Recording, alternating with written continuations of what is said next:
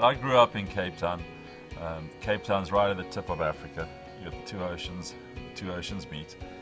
On the one side you got the Atlantic Ocean, absolutely frozen, too cold to get into.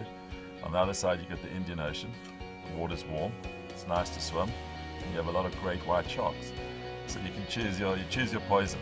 I was a cricket player, played rugby, all the sports that in America we don't play. In South Africa, the accounting profession was ranked at the top. It was right up there, above the lawyers, above the doctors. So that's what you strive to be. Growing up, my father was a pilot, and I wanted to be a pilot. So he taught me how to fly. He would tell me I need you at this height, this speed, this direction, and he'd go to sleep.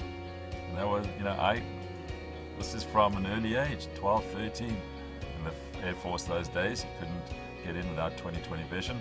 So it was an easy decision. So I decided to become an accountant. And I think it's turned out all right. So.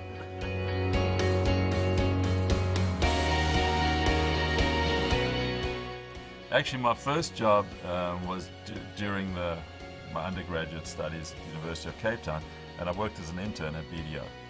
I had been in public accounting for 4 years in South Africa, and I didn't really like public accounting. So I thought, okay, I'll come to America, I'll join a large international firm, maybe end up working with one of their clients, or maybe they'll transfer me to the West Coast and I'll have a nice time there. I worked for another firm that ultimately ended up being acquired by BDO.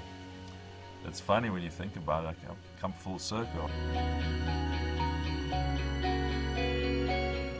If I was making the decision, I would choose BDO. I think we can offer a lot in terms of opportunity, advancement potential, excitement. You got to have that interrelationship with people where you get to interface with clients, public company clients, large governments, non-profits, you name it. People, clients, advancement potential, you can get all that. And at the same time, you have a good work-life balance.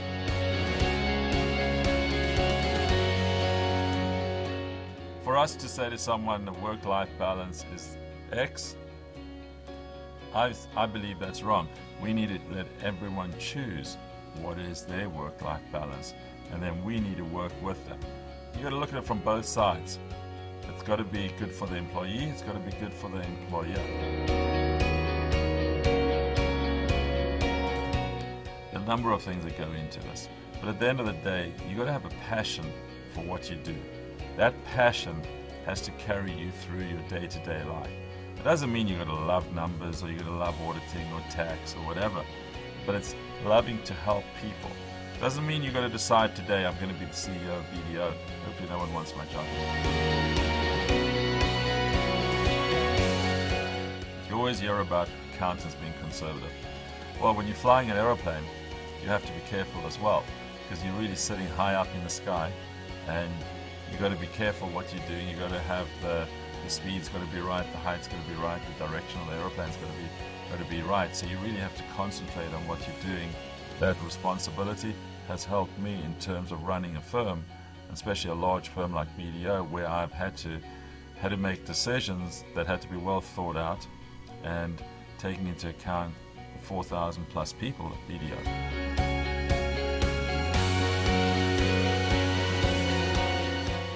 Every time I get on an aeroplane now, I always wonder what could have been.